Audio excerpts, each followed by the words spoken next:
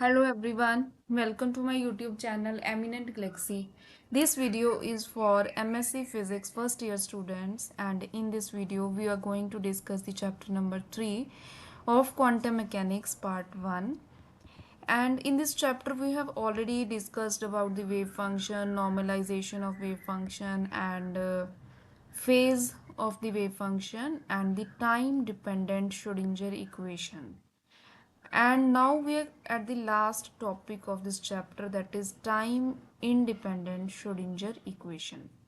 Okay, so we already discussed the time dependent Schrodinger equation, which is equal to iota h cut curl psi star curl psi by curl t equal to minus h cut square by 2m curl square psi by curl x square plus v psi. Okay, so this was our time depend. You can go to that topic and just look at the time dependent Schrodinger equation. So now as we are now going to discuss the time independent Schrodinger equation, and we have in that time independent Schrodinger equation, the wave function was psi xt, which is the function of position as well as time. Okay, so now if we consider that the psi is equal to product of the two functions, which is first is function of position and another is the function of time. If suppose we consider this function, and then we calculate the probability density of this function, we will see that here there is a mistake in this formula. P equal to psi star psi. Okay, psi star xt into psi xt. Then we will calculate psi star. What is psi star? E raised to minus iota gt, and in psi we have e raised to iota gt. These will cancel out each other, and psi star psi is equal to psi x whole square, modulus का square. So this is we can see here that the probability of this wave function is equal to psi x modulus का square, which is independent of time. Time पे ये depend नहीं करे. It means that हमारी जो energy है इस system की, दैट इज कंजर्व्ड. एनर्जी क्या रहेगी? कंजर्व. मीन्स एनर्जी भी टाइम के साथ चेंज नहीं होगी. सो ऐसी जो स्टेट्स हैं, जिन स्टेट्स के लिए हमारी जो एनर्जी कंजर्व रहती है, उन स्टेट्स को बोलते हैं हम stationery states, and that wave function is called stationery state wave function.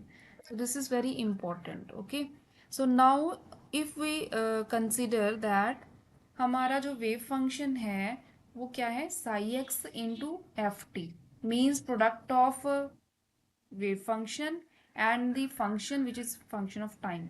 Okay, so now we will calculate the first derivative with respect to time of this wave function. Psi curl by curl T into Sai, ये calculate किया. फिर इसका second derivative किया with respect to X, ये calculate कर लिया. और हमने इन दोनों की वैल्यूज को सब्सटीट्यूट कर दिया जो हमारी टाइम डिपेंडेंट श्रोडिंगर इक्वेशन थी. उसमें जब हम सब्सटीट्यूट करेंगे वो क्या थी हमारी? Iota H cut curl Sai X T. Okay, Sai X T था जो दोनों का फंक्शन था, टाइम का भी और पोजीशन का भी.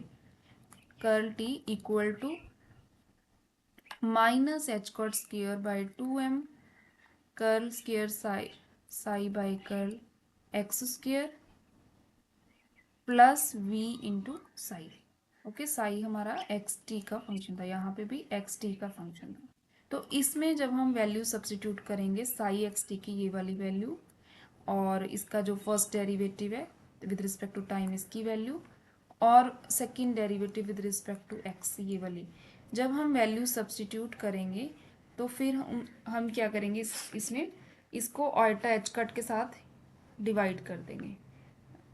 ओके, यहाँ पे हम क्या करेंगे? एफ टी के साथ साई एक्स और एफ टी के साथ डिवाइड कर देंगे. इस फंक्शन पूरी इक्वेशन को डिवाइड करने के बाद अब यहाँ पे हम क्या करेंगे? दोनों साइड जो हमारा टर्म्स आती हैं ये हमारी कांस्टेंट रहेंगी. दोनों साइड जो, क्योंकि ये इक्वल है और हमारी जो दोनों साइड ये वाली टर्म्स हैं ये और ये दोनों हमारी कांस्टेंट के इक्वल आ गई। पहले तो ये इसकी लेफ्ट साइड है, ये इक्वल होनी चाहिए इसके आल्टा एच कट, यहाँ पे हम डेरिवेटिव लिख लेते हैं D F by D T divide by F T equal to C. Okay, F क्या है हमारे पास, टी का फंक्शन है, टाइम का। इसको हमने सी के इक्वल लिख लिया, एनी कांस्टेंट सी के। और सिमिलरली जो राइट साइड है इसको भी हमने सी के इक्वल लिख लिया। और हम दोनों को अब इसको पहले इसको सॉल्व करेंगे, इस इक्वेशन को। इस इक्वेशन को सॉल्व करने के बाद हमारे पास ये आएगा, यहाँ से हम इसका सॉल्यूशन निकालेंगे इस इक्वेशन का। डिफरेंशियल इक्वेशन है ये। इसको कैसे सॉल्व करेंगे पहले तो हम ये देख लेते हैं। Ultra H cut D F T by F T, और ये जो डी टी है इसको दूसरी साइड ले जाएंगे, डी टी, और सी तो ऑलरेडी था यहाँ पे। आल्टा एच कट को भी इधर हम डिवाइड कर देते हैं, D F by F is equal to C by आल्टा एच कट डी टी। अब हम दोनों साइड पे इंटीग्रेशन कर देते हैं इसकी। जब इंटीग्रेशन करेंगे तो यहाँ पे आ जाएगा natural log F equal to C by आल्टा H cut T plus log of constant आता है कोई भी हमारे पास, इंटीग्रेशन कांस्टेंट कहते हैं जिसको, नेचुरल लॉग ऑफ ए आ जाएगा। ए कोई भी कांस्टेंट हम कंसिडर कर लेते हैं। तो अब हम क्या करेंगे इसको,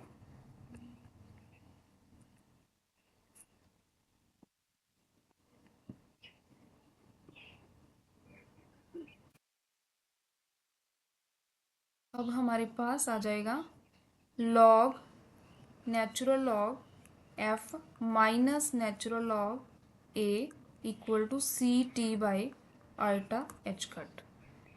यहाँ से आ जाएगा log F by A is equal to, क्योंकि माइनस है तो यहाँ पे डिवाइड हो जाएंगे दोनों। यहाँ पे हम क्या करेंगे, आल्टा के साथ मल्टीप्लाई कर देंगे इसको, आल्टा के साथ ही डिवाइड कर देंगे। तो नीचे आल्टा स्क्वायर आ गया, ऊपर क्या आ गया आल्टा सी टी, और नीचे आ गया आल्टा स्क्वायर क्या होता है -1, तो माइनस एच कट आ गया। ओके, तो अब हम क्या करेंगे, इसका दोनों साइड एंटी लॉग ले लेंगे। लॉग का एंटी लॉग लेंगे तो ये कैंसिल हो जाएगा, यहाँ पे एफ बाई ए आ गया। और इधर लेंगे इसका एक्सपोनेंशियल लेंगे, दोनों साइड हमने एक्सपोनेंशियल लिया तो लॉग और एक्सपोनेंशियल कैंसिल हो जाते हैं। तो यहाँ पे आ गया माइनस आल्टा C T by H cut, ये वाला माइनस हम ऊपर ले गए। ओके, सो यहाँ से हमारे पास एफ टी है जो हमारा फंक्शन, यहाँ पे ये टी का फंक्शन है, हमें ऑलरेडी पता है। एफ टी क्या आ जाएगा, A E raise to power minus आल्टा C T by H cut. Okay, so this we get from this calculation. यहाँ से हमारे पास इसका सॉल्यूशन आ गया F T. Okay, so we have solved this completely. So now here we can see that इस equation में हम देख सकते हैं कि जो एच कट है, एच कट क्या होता है, यहाँ पे जो एच कट है हमें पता है कि E equal to H cut होता है, नहीं सॉरी, यहाँ पे एच कट क्या है, एच बाई 2 पाई है। और एच क्या होता है, Planck's constant.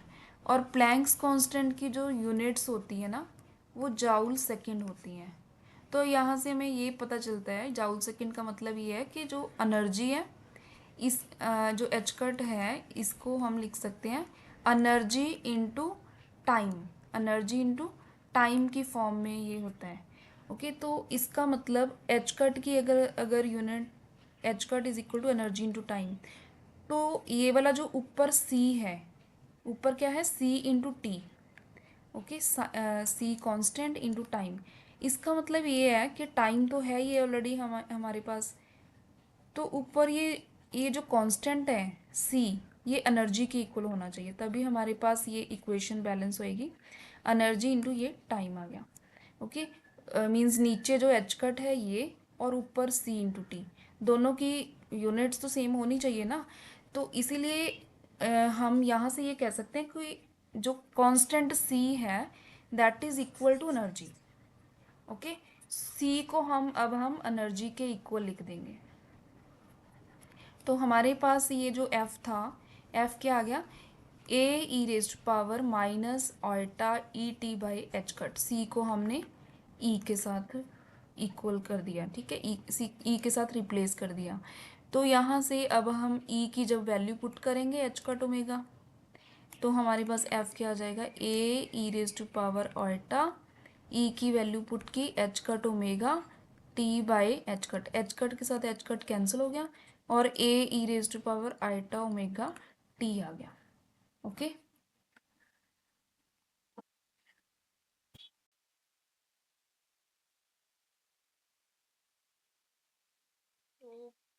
our function F T is equal to A raise to power iota omega T.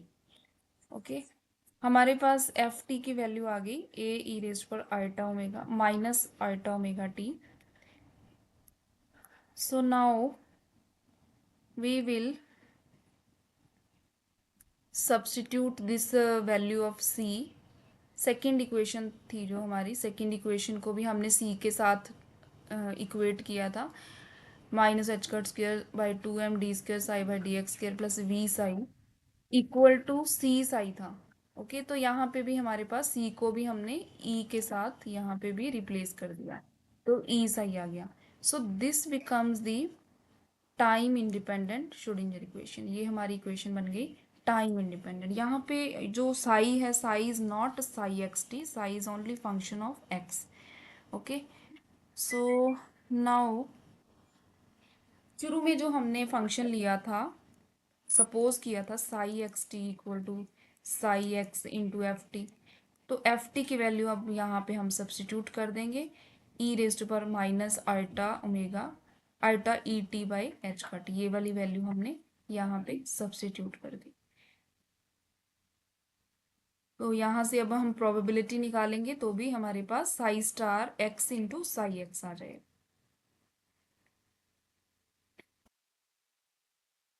Next अगर हम इसको नॉर्मलाइज करेंगे इस फंक्शन को, तब भी हमारे पास जो नॉर्मलाइजेशन कंडीशन है जैसे हम पहले करते हैं, माइनस इन्फिनिटी से plus infinity psi star psi equal to 1।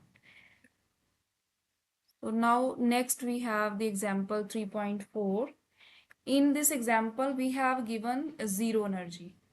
Zero energy है किसी और वेव फंक्शन की, हमें वैल्यू दी हुई है और एन कोई भी कांस्टेंट है, और हमने क्या कैलकुलेट करना है, पोटेंशियल एनर्जी कैलकुलेट करनी है। Time independent Schrodinger equation use करना है हमने। ओके, तो ये हमारी है टाइम इंडिपेंडेंट श्रोडिंगर इक्वेशन, और लेफ्ट यहाँ पे हमारे पास ई साई होता है, बट क्योंकि हमारी एनर्जी ज़ीरो है तो ये साइड हमारी ज़ीरो हो गई। ओके, तो वी साई इक्वल टू क्या आ गया हमारे पास, इसको दूसरी साइड ले गए, ये आ गया। अब हम क्या करेंगे, ये जो हमें वेव फंक्शन दिया हुआ है इसका हम सेकेंड डेरिवेटिव कैलकुलेट कर लेंगे विद रिस्पेक्ट टू एक्स, और इसकी वैल्यू यहाँ पे हम सब्सटीट्यूट कर देंगे।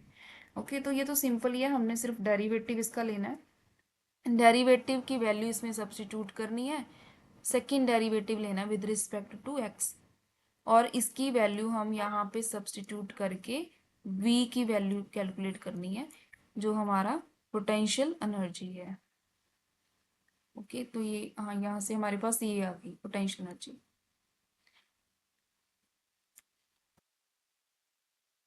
So next question is SAQ4. SAQ4 is calculate the normalization constant for stationary state wave function. Wave function is given n e raised to power minus x square by 2, minus infinity से लेके infinity तक। तो हमने क्या करना है, normalisation constant, तो उसके लिए ये फॉर्मूला है हमारे पास, psi star psi equal to 1, ये कैलकुलेट करना है हमने। तो साई स्टार क्या है हमारे पास, एन साई है ये वाला, एन ई रेज पर minus X square by 2m, और इसका अगर हम कॉन्जुगेट लेंगे तो ये हमारे पास एन स्टार आ जाएगा, और ये तो सेम ही रहेगा क्योंकि it is not a complex function. तो यहाँ पे हमारे पास आ गया psi n E raise to minus X square by 2 minus infinity से infinity equal to 1। N square आ जाएगा, एन स्टार और एन इक्वल ही होते हैं। N square E raise to power minus 2x² by 2 dx equal to 1 minus infinity से इन्फिनिटी। N square 2 के साथ 2 कैंसिल हो गया, E raise to power minus x² dx minus infinity से इन्फिनिटी इक्वल टू 1। तो यहाँ पे जो हमारे जो टर्मिनल क्वेश्चंस भी हैं, आगे सारे क्वेश्चंस जो हमारे इस चैप्टर के हैं, उसमें हमें ये ऐसी इंटीग्रेशन आएगी, बार बार हमें इंटीग्रेशन सॉल्व करनी होती है।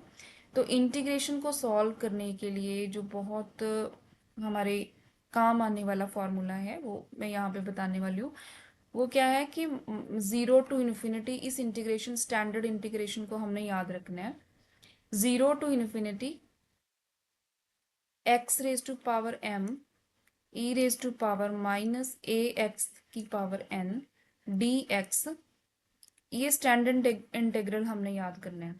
x की power n E raise to power minus A X की power n m plus 1 by n divide by a divide by n a की power m plus 1 by n। Okay, सो ये वाला standard integral हमने याद रखना है, और ये भी याद रखना है कि ये 0 से इन्फिनिटी है। ओके, और यहाँ पे अगर हम ये फॉर्मूला यूज़ करेंगे तो यहाँ पे पहले हमने 2 के साथ इसको मल्टीप्लाई कर लेना है और 0 to इन्फिनिटी कर देना है। E raise to power minus x² dx equal to 1। और अगर हम इसको इस स्टैंडर्ड इंटीग्रल के साथ कंपेयर करें तो यहाँ पे m की वैल्यू क्या है, m इज इक्वल टू 0 है हमारे पास। और a की वैल्यू यहाँ पे कितनी है, a तो वैल्यू 1 है। ओके, और n की वैल्यू कितनी है, n is equal to 2, n की वैल्यू हमारे पास 2 है। तो अगर हम ये फॉर्मूला अप्लाई करें, 2n² m is 0 plus 1 by 2 divide by n की वैल्यू 2 है, n की वैल्यू 2 आ गई, नीचे भी a की वैल्यू 1 है, तो यहाँ पे हमारे पास 1 ही आ गया। Okay, equal to 1। ऊपर क्या है, गामा 1/2 है। गामा 1/2 की वैल्यू हमारे पास √π होती है, और ये 2 के साथ 2 कैंसिल हो गया। n² √π इक्वल टू 1, और n² की वैल्यू कितनी आ गई। तो from here we will find that normalization constant. Our normalization constant is n equal to 1 by 4, 1 by pi इसकी power 1 by 4। okay, so next topic is the acceptable solutions of Schrödinger equation। जो हमारी Schrödinger equation है उसका जो wave function है Sai x क्या है, हमारी Schrödinger equation का सोल्यूशन है। उस पे कौन कौन सी कंडीशंस है उस इस वेव फंक्शन को सेटिस्फाई करनी चाहिए। हमारा जो वेव फंक्शन है ये कौन सी इसकी जो वैल्यू है एक्सेप्टेबल होती है। तो फर्स्ट है कि जो हमारा वेव फंक्शन है वो फाइनाइट होना चाहिए, उसकी वैल्यू फाइनाइट होनी चाहिए और सिंगल वैल्यूड होनी चाहिए एवरीवेयर। और इस कंडीशन को नॉर्मलाइज होना चाहिए हमारा फंक्शन, इस कंडीशन को सेटिस्फाई करना चाहिए। Okay, next is square integrable होना चाहिए हमारा function.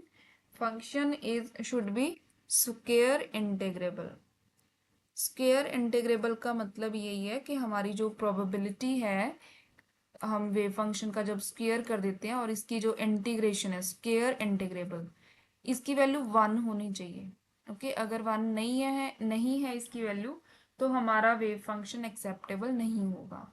Third is both Sai and D Sai by D x should be continuous everywhere, इसकी वैल्यू क्या होनी चाहिए, कंटिन्यूस। साई और वेव फंक्शन और इसका जो डेरिवेटिव है दोनों की वैल्यू कंटिन्यूस होनी चाहिए। और ये हमारी कंडीशंस हैं। Sai must be single valued, finite and continuous. Sai dash must be finite and continuous. Okay. And for bound state के लिए अगर एक्स हमारा इन्फिनिटी को अप्रोच करता है, अगर एक्स की वैल्यू इन्फिनिटी होती है तो हमारा साई है वो अप्रोच करना चाहिए जीरो को। ओके।